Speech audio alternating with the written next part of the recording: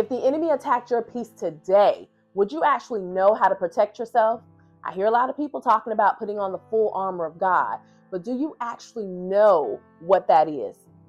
Think about a football player. I like to think about a football player running onto the field. His helmet isn't tight. His shoulder pads aren't secured. His mouthpiece is hanging off the side of his helmet. He got on dress shoes instead of the cleats. When the opposing team attacks him, he's going to get hurt. Why? Because he does not have his armor on properly. Spiritually, it's the same thing. The Bible tells us in Ephesians 6:13-17 to put on God's full armor. That includes the belt of truth, the breastplate of righteousness, the shield of faith, and the helmet of salvation. Truth, it keeps us grounded. Righteousness protects our heart. Faith blocks the attacks of fear and doubt, and salvation protects our mind. And here's a key point, very important. You put on God's armor before the battle, okay? Before that stressful meeting, before that difficult conversation, before temptation, before the attack on your peace.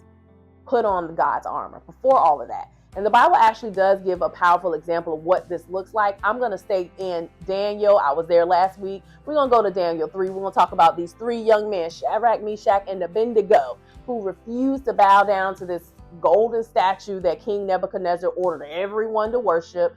Everybody bowed except these three. They stood firm.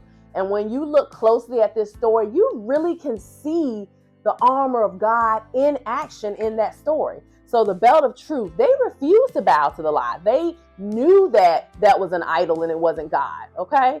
And they refused to bow to it. The breastplate of righteousness, they chose righteousness instead of giving into sin.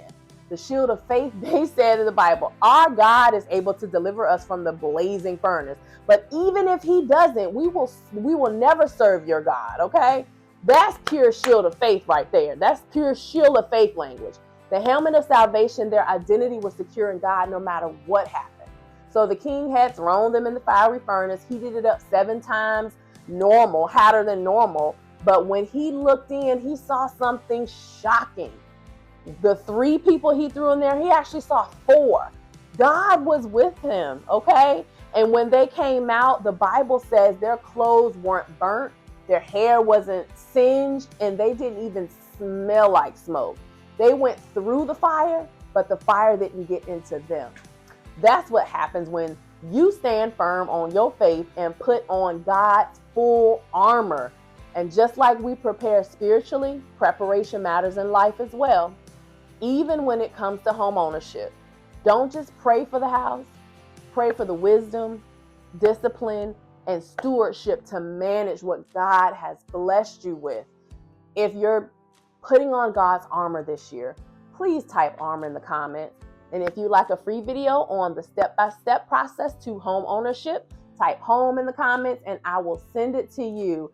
God bless you. I love you guys. And this is my final episode in season 1, Faith and Home Fridays.